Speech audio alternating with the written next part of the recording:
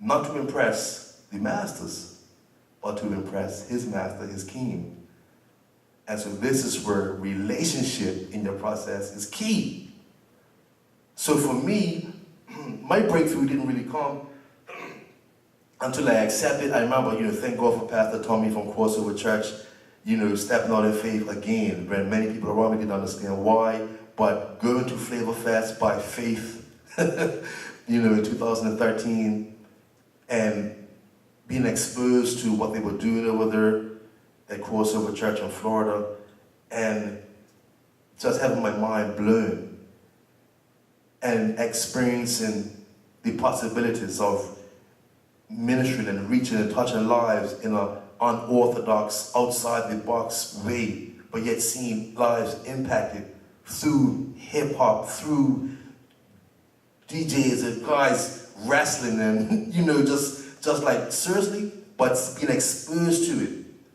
And being around people of like mind and that were hungry, and like seeing kingdom people that were promoting the kingdom as a lifestyle and seeing it actually making a difference. So when I came back into that same vault to process that coin, my breakthrough came when I said, you know what, Lord? Okay, this is my process.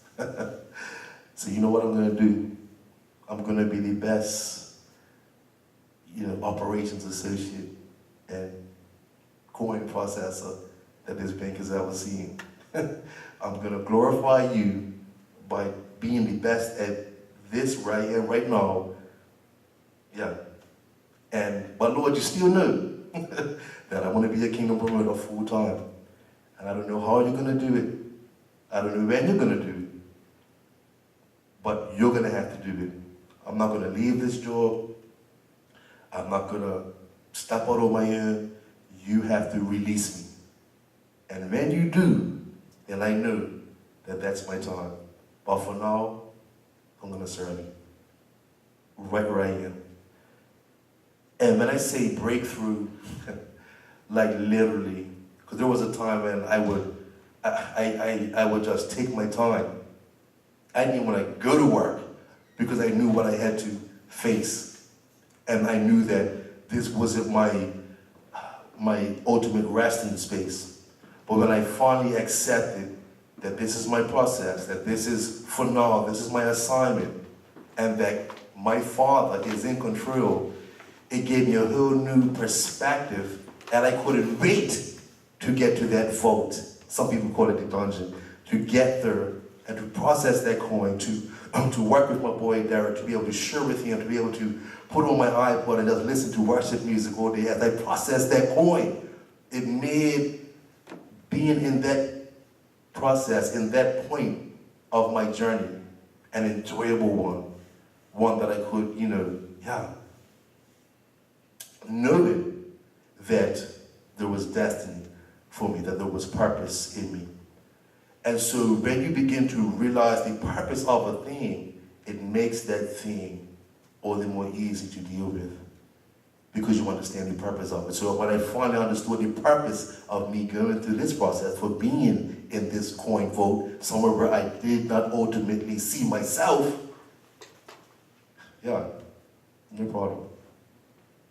So then when I got released, made redundant in 2014, exactly 7 years later, when I had been hired, that was the best redundancy or firing that I had ever experienced. Like crazy. Like literally, felt the glory. As soon as they said, you're done. I was like, no, I'm just about to begin. You don't understand. You have released me basically into my destiny. And right there, like as soon as my supervisor said, that's it, literally God followed. I was like, this is it. And so when he gives you that divine confidence, he gives you that supernatural ability to endure things that people on the outside look and saying, how are they doing that? I'm sure that people that were in Joseph's circle or knew of his circumstances, how can this guy do this? Because he gave way to the process of launching or realizing his dream. And those of you that are familiar with the story of Joseph, you know, he went from being a slave, and then he went to work at Potiphar's house, and, you know, he was, same thing. He was in a space that wasn't his dream, but that's where he ended up. But he said, you know what, while I'm here, I'm going to be the best in honor of my king. And then, even then, you could see the preparation, okay, yeah, this guy's got, you know, the leadership ability. And that's something as well, is that, you know, we are so used to that the pastor or bishop so-and-so, like the title, and we see them as the leaders. And I'm saying this in relation to as far as realizing our dreams. But the fact of the matter is that we are all called to be leaders, to be people of impact, to be people, to bring people through in whatever space that we find ourselves in. You know, and the greatest leaders, yes, are those that know how to follow, that know how to take instruction. You know, the greatest leaders that we read about here were people that knew how to follow Holy Spirit, to follow God. You know what I mean?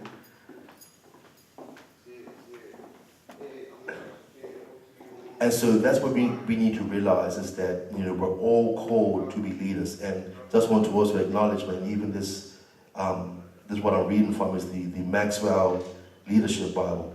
And I just want to say, you know, big up to John C. Maxwell. I mean, anybody that knows his name when it comes to, you know, leadership and realizing what that is, check for John C. Maxwell, just say it. You know, so I just want to give him his acknowledgement. So I don't want to go on too long, because the point of it is to talk about the process. And in this, there's a commentary, and it's in relation to the story of Joseph, because I want to speak to the leaders out there that are about launching to your dreams for 2015.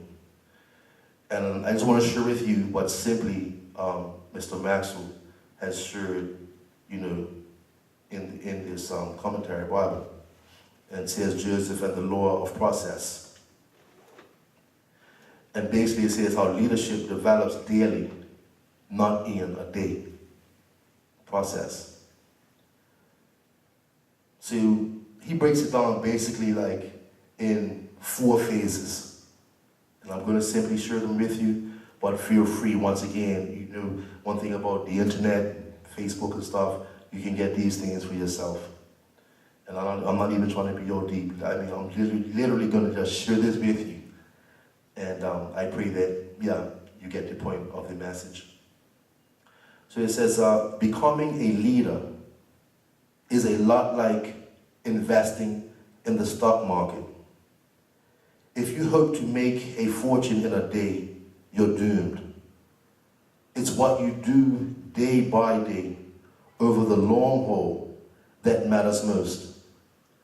If you continually develop your leadership, letting your assets compound over time, the inevitable result is growth. Process. Although some individuals have greater natural gifts than others, nearly all the skills of leadership can be learned and improved. But that process doesn't happen overnight. Leadership has so many facets: respect, experience, emotional strength, people skills, discipline, vision, momentum, timing, the list goes on. That's why leaders require so much seasoning to be effective.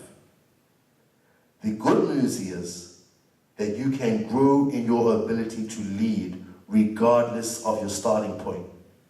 You can improve. And I want to just kind of expand upon that like that. So if your age is kind of deterring you, it doesn't matter.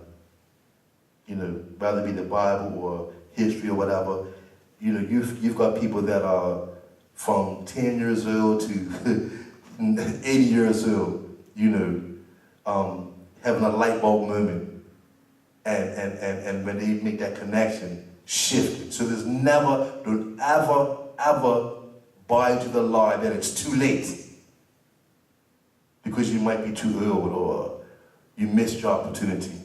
God doesn't work that way. So Mr. Maxwell also says, so Joseph was a cocky kid, too arrogant for his own good. He didn't think it enough to be the favorite of his father, the child who received special treatment, the son of Jacob's old age. Joseph had to rub it in. When God gave Joseph a dream revealing that he would one day lead his family, not only his 11 brothers, but also his parents, Joseph thoughtlessly told everyone about it twice. His father rebuked him. His brothers wanted revenge, and they got it.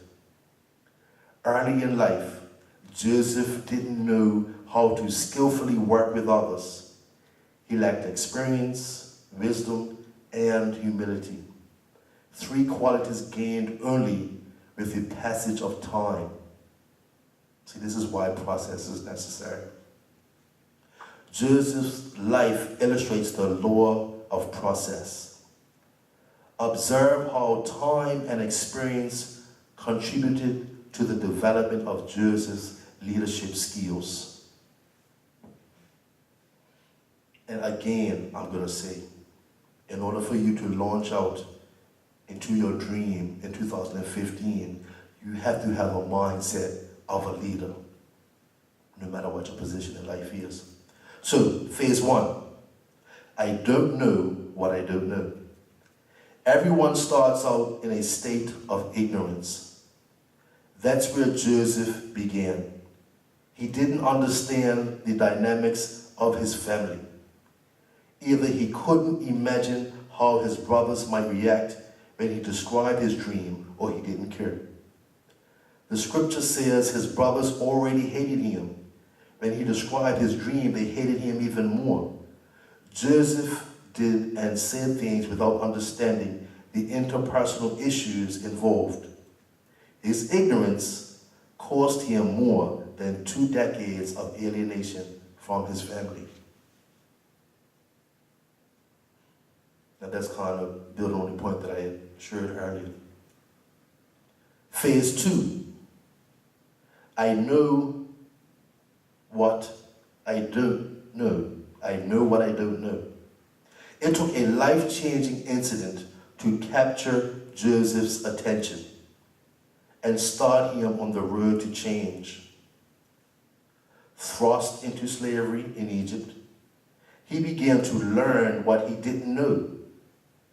He came to understand that leadership is difficult and carries a huge weight of responsibility. Over the years, Joseph suffered betrayal and learned hard lessons in human nature, relationships, and leadership. The process molded his character, granting him both patience and humility.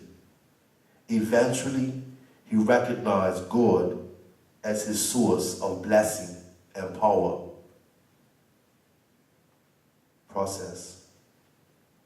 Phase 3, I know and grow, and it starts to show. Leaders who show great skill when opportunities arise shine only because they've paid the price of preparation. When Pharaoh finally called Joseph, the young man performed with excellence and great wisdom. He didn't succeed because he suddenly got good at age 30. He succeeded because he paid the price for 13 years. Process. Joseph's hard-won wisdom and discernment got him promoted to second in command of what was then the most powerful nation on earth. Imagine that. If he had not given in to process. Phase 4. I simply go because of what I know. During 7 years of plenty, Joseph executed his leadership plan with great skill. He filled the cities of Egypt with grain and prepared the country for a famine. But one can see how far his leadership had grown only by observing what he did during the lean years that followed. While he focused on feeding the people of Egypt, the strength of his leadership allowed him to feed the people of other lands as well.